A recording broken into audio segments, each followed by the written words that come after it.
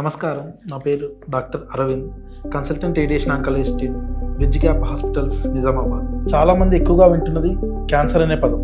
Cancer అనేది ఇంతకుముందు కొన్ని లక్షల్లో ఒకరికో ఇద్దరికో వచ్చింది అని వింటుండే. ఇప్పుడు దాదాపు ప్రతి గ్రామంలో లేదా మన ఇంటి చుట్టుపక్కల ఎవరో ఒకరికి క్యాన్సర్ అనే వ్యాధి వచ్చిందని తరచుగా వింటున్నాం. అసలు క్యాన్సర్ అంటే ఏమిటి? క్యాన్సర్ అనేది మన బాడీలో ఉన్న కణాలు అదుపు తప్పి నియంత్రణ లేకుండా పెరగడం.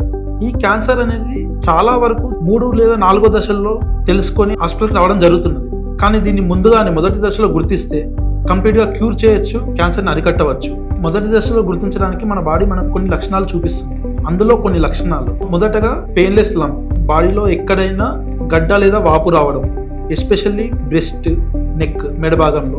నాన్ హీలింగ్ అల్సర్, ఏదైనా పుండు మానకుండా ఎక్కువ రోజులు ఉండడం. అన్ఎక్స్ప్లెయిన్డ్ వెయిట్ లాస్, మన బరువులో మన ప్రమేయం లేకుండా 1-2 నెలల్లోనే దాదాపు 5 నుంచి 10 కేజీలు తగ్గడం.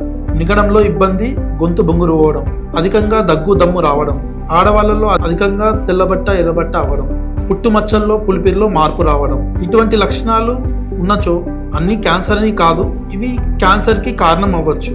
ముందుగానే తెలుసుకొని మనం వీటి మీద పరీక్షలు చేయించుకుంటే ఒక క్యాన్సర్ నిర్ధారణ అయితే మొదటి దశలోనే గుర్తించవచ్చు, కంప్లీట్గా క్యూర్ చేయవచ్చు.